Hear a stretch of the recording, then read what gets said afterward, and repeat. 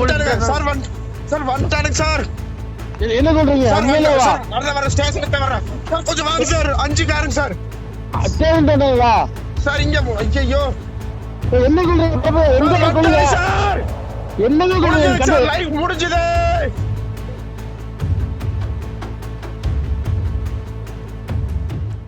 உயிரை காப்பாற்ற இப்படி காவல்துறையிடம் மன்றாடும் நபர் பிரபல தொலைக்காட்சி நிறுவனமான நியூஸ் 7 பல்லடம் செய்தியாளர் நேசப்பிரபு.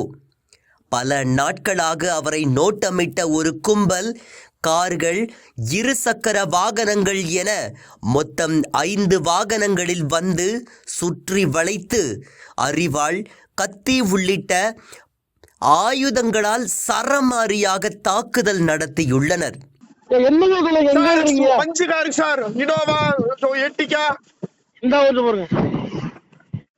புதன்கிழமை காலை முதல் நேசப்பிரபுவின் வீடு மற்றும் அவர் செல்லும் இடங்களுக்கு சென்று மர்ம கும்பல் ஒன்று நோட்டமிட்டுள்ளது.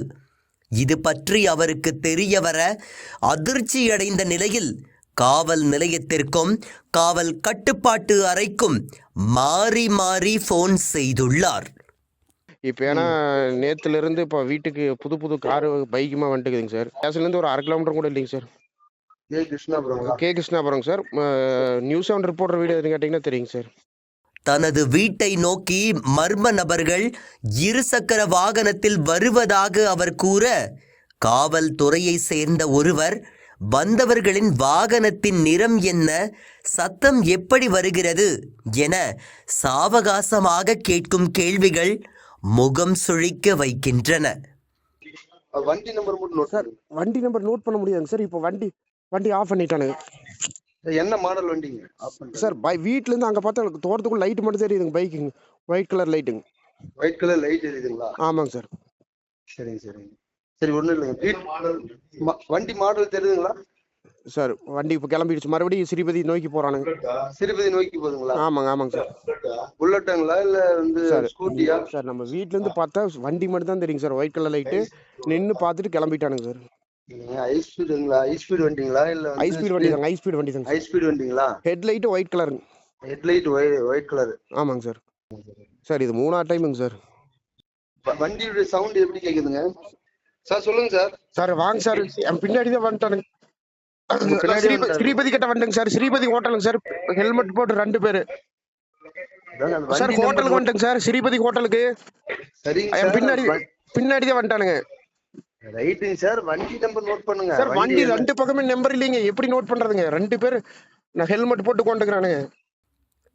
தொடர்ந்து பல முறை காவல்துறையில் அவர் புகார் செய்தும் சம்பவ இடத்திற்கு உடனடியாக காவல்துறை வராத நிலையில் அந்த கும்பல் கடைசியில் செய்தியாளர் நேசப்பிரபு மீது கொலைவெறி தாக்குதலை அரங்கேற்றி சென்று விட்டது. காவல்துறை ஆய்வாளர் ஒருவர் வியாபாரிகளை மிரட்டி பணம் கேட்டதாக ஒரு செய்தியை அண்மையில் வெளியிட்டுள்ளார் நேசப்பிரபு. இதேபோல 3 கொலை வழக்குகளில் தொடர்புடைய குற்றவாளி ஒருவர் தனது வீட்டருகே உள்ள டாஸ்மாக் கடையில் சட்டவிரோதமாக மது பாட்டில்களை வாங்கி விற்பனை செய்து வந்த செய்தியையும் நேசப்பிரபு வெளியிட்டுள்ளார். இதேபோல மது போதையில் நடு ரோட்டில் காவல்துறையினரிடம் வாக்குவாதம் செய்தவர்கள் பற்றிய செய்திகளையும் வெளியிட்டுள்ளார்.